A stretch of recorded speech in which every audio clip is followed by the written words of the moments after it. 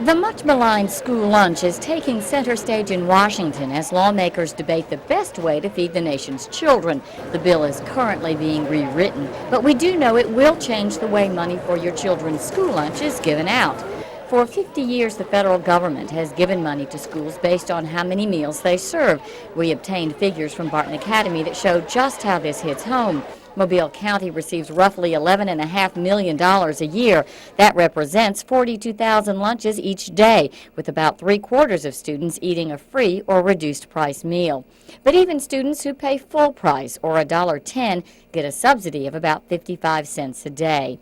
The GOP proposal would take the federal program and turn it over to the states in the form of block grants, a one-time allotment of money.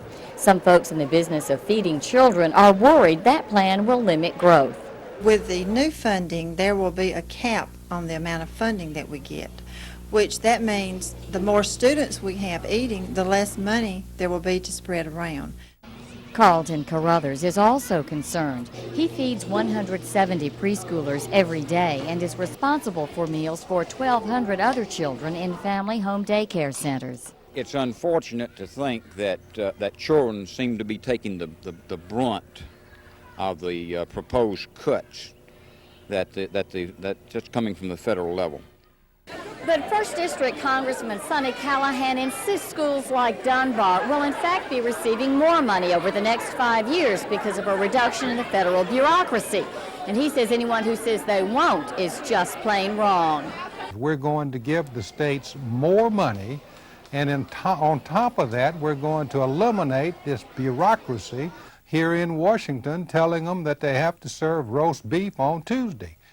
And all indications are the bill will increase money to Alabama, but it will be less of an increase than we've seen in the past. But Carruthers is worried about giving state officials too much control over how nutrition money is spent. He says even though funding may not be cut, there's no guarantee the money will continue to find its way to his cafeteria. I don't think that the federal government would have ever been handling these programs if the state had done the job in the beginning. And Schultz says school systems would be competing against each other for pieces of the nutrition funding pie, which could mean those with the least political clout may have to settle for crumbs. Amen. In Mobile, Carol Hunter, Action News 10.